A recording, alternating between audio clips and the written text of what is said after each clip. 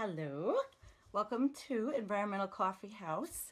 We'll see if we build an audience, being that we are pretty new at this. And there's a lot to talk about, actually. But when I get somebody coming in, we'll talk about the name change and what we hope to do for everybody that comes to our page. So I could get started. So anyway, we have changed the name to Environmental Coffeehouse because it fits with the overall feeling of the page.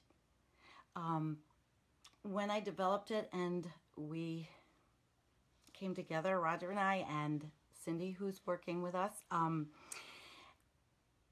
we were thinking of something different, and it just came up because this is like a clearinghouse of sorts, and we bring you all kinds of information on all kinds of different things that are in the whole environmental genre. And hi, Jackie. I thought I'd talk about a couple of those things. So, Environmental Coffeehouse, it is. So if I had a cup of coffee, I would drink it, but it would keep me up all night. So really what I do want to discuss is the things that we've been sharing with you. And I hope that everybody that sees this likes the page so far and will continue coming back for their environmental news. As you've seen, we've been covering pipelines and direct actions, and we're getting there. We're getting there. Roger went to the CPV protest that's down in Orange County, New York, where they're building that god-awful fracking plant. And I don't know if anybody here has a chance to go see that video on our page.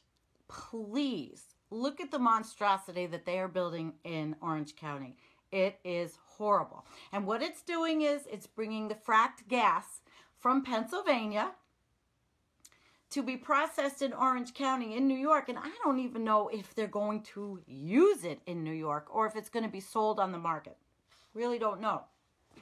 Roger can speak to that more. And he will be going next weekend to another protest. And of course, everybody's eyes are going to be on Washington, D.C. for Operation Inauguration, which I was supposed to go to.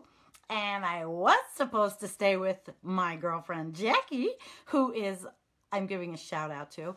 But because of my own, well, you know, a little bit of difficulty with my back, and I won't be going. So I'm going to leave it to all of 500,000 people that might be in Washington, D.C. to do this. And somebody will have me in their heart. I am sure. I am sure. So today was an interesting day. I don't know who got a chance to watch the video from Standing Rock that Johnny Dangers had posted, and we shared it to our page, and it just ended, actually. It was pretty long. It was a long day. Hi, Jamie. It was a long day in Standing Rock, and you saw the police presence for sure. And I just, you know, of course, none of us want that there, and we just want it to be over already. And one of the things that Johnny said, which really resonated with me and made sense for all of these pipelines that we are fighting against, was that it's really slow and steady. It is slow, deliberate action, peaceful, all those kinds of things that are going to make our movement be successful. And by successful, I mean getting us to the point where we get enough national attention that our government may listen to the people a little bit, I don't know, and hasten the development of alternative energy. And I have been researching that, and I will have further streams with research and material, which I don't have today. I just wanted to come on for a few minutes and talk about the name change, but we're going to look into all of these issues related to, well, I will be, related to employment and the whole thing behind pipelines, which it's just so much bigger than the pipe going in the ground. And we know that. It's the water polluted, yes, but it's all those people that are employed in the industry that the politicians negotiate with the companies and with the unions to get them jobs. It is just not a simple thing at all. It is really actually very complicated. And in our state, that's what I am seeing with LIUNA, which is the Laborers International Union. That was at the direct action that I went to at the University of Buffalo. Hi, Morrissey. This is great. She's California in the house. Anyway, these guys are all very, they're laborers. They want to dig these pipes. They want these jobs. They're good paying jobs, but they're temporary jobs. Maybe if they last a year. And in different sectors of the nation. So, for instance, the Northern Access Pipeline is going to be built from New York, going through all these rural counties, and they probably will have several teams. I don't think that the same guys, and I don't know this because I haven't gone here yet, but I will. And are they going to be working all the way up through to Niagara County, the same teams? We'll find out. And I would like to find out how they get paid, how much they get paid, a lot of things, because we have to be armed with information. We have to be armed to the teeth to really, really defend our position and get the buy-in from these people that feel that there's no problem with pipelines. In fact, I had an argument with someone on my personal page. I put up an article. And he came back with the whole fight of, oh, pipelines are fine, and I've worked in that industry. And then he talked about his own property because I asked him, well, how would you like a pipeline to go through your well? And this is an outdoorsman kind of guy. And he heats his house with wood. You know, they have a wood furnace and all. And he talked about, oh, well, he's got telephone lines and he's got power lines going through his property, and he very often has to go and pick them up, but not any pipelines, nothing with gas going through his property near his well, although he said, oh, pipelines are so safe, and I beg to differ. And I feel this way, that one pipeline leak, it can eradicate drinking water for people miles around. Very, very many wells. And we've seen this. We've seen this with fracking, especially in Colorado and Oklahoma. Oh, my God. So that's the kind of argument, though, we have got to be ready with information to fight them. But not even fight them. Actually, no. I take that back. We don't want to fight them. We want to bring them to our side with education, with science. Hi, Erin. Nice to see you. But we do. We want to bring them to our side. And, you know, the reason why I think like this is because I was an HR director for 20 years at the university level. And I think about the employment parts. And I think about all these things and these moving pieces and parts with this issue, with fracking and with pipelines.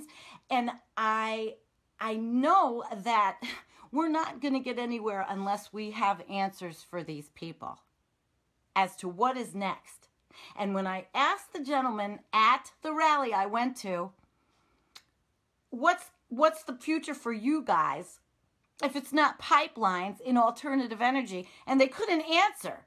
Now, they didn't answer because they don't know, because the companies don't talk to them about it. They don't tell them about it. And these are the things that we've got to get ahead of.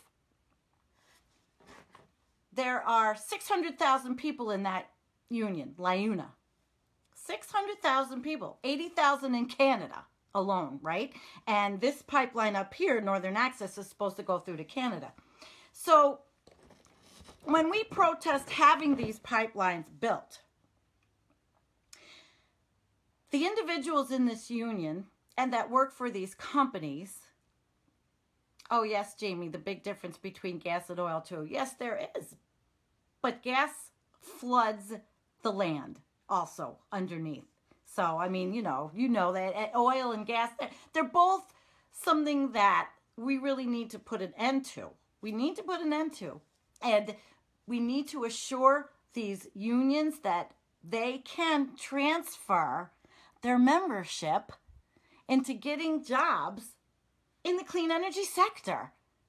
But that's only going to come with our education. And that's what I've been doing.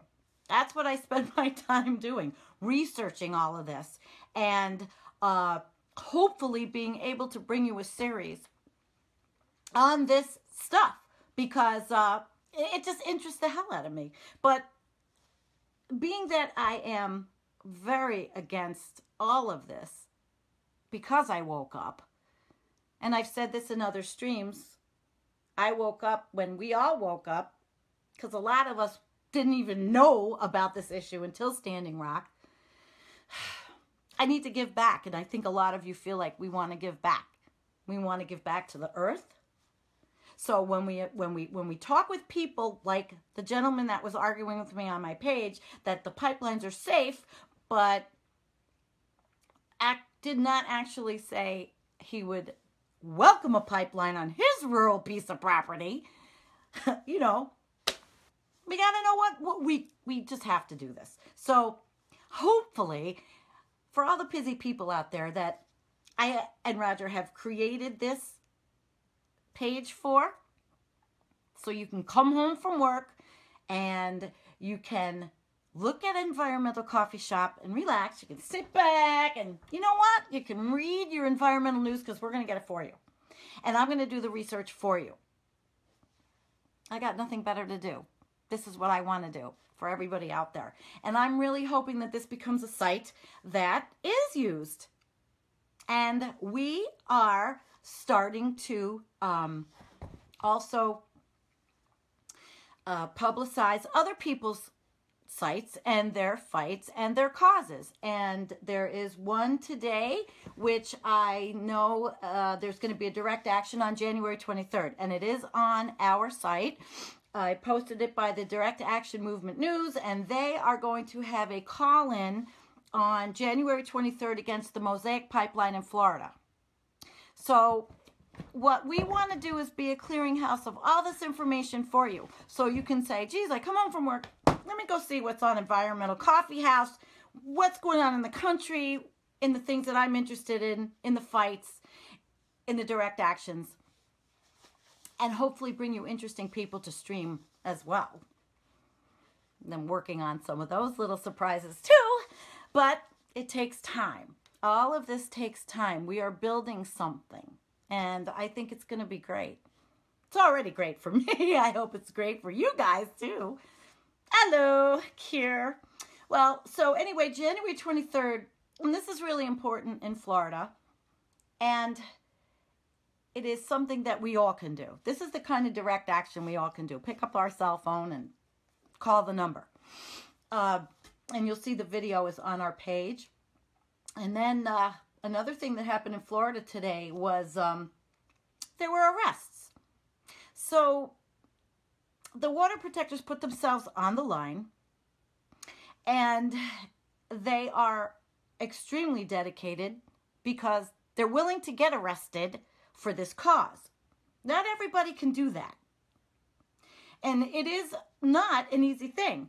Out in North Dakota, they're having a heck of a time between the prosecutor and the attorneys and the things that they are saying about everybody that has a case. There are definitely not enough attorneys. There's a prosecutor out there that has basically said that all of these people that have been arrested are doing this for the fame and the glory, and he's put down the whole movement, and it's pretty awesome.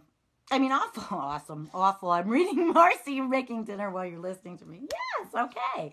But it's awful because it's clogging up the judicial system in North Dakota, and it isn't on purpose. They didn't have to be arrested. There is an alternative to arresting water protectors, and that is listening to the water protectors, respecting the water protectors, and possibly saying, you know what, we're not going to put this pipe in the ground there. It's a frustrating thing because I was hoping it would be over by now, but how I could be so naive. You know, the political winds are changing, and we have to see, and we have to work. We know that. So, arrests today. South Dakota was busy. Florida has an action coming up. New York is every week. Cindy's out in Texas, and she's going to be working with the anti-pipeline groups in Texas, and she'll be doing some streams. She had a stream that I posted. It was a video that she made, and she had interviewed a woman, and oh my God, I can't remember her name right this moment. It's terrible, but it was a pretty good interview, and I have to say that the content on the page is really good, and I really am hoping that we do take off. Okay, it's for you.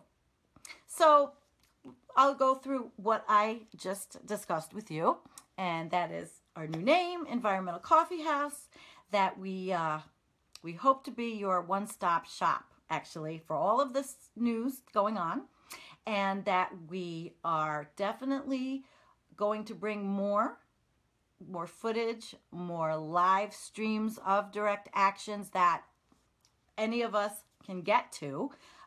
We're looking to expand. I think we have, again, I said we have a couple of surprises in the future. One streamer that was going to work with us, it didn't work out, but things happen. You know, you try and you do your best. So we will continue to do the best that we can and bring you information.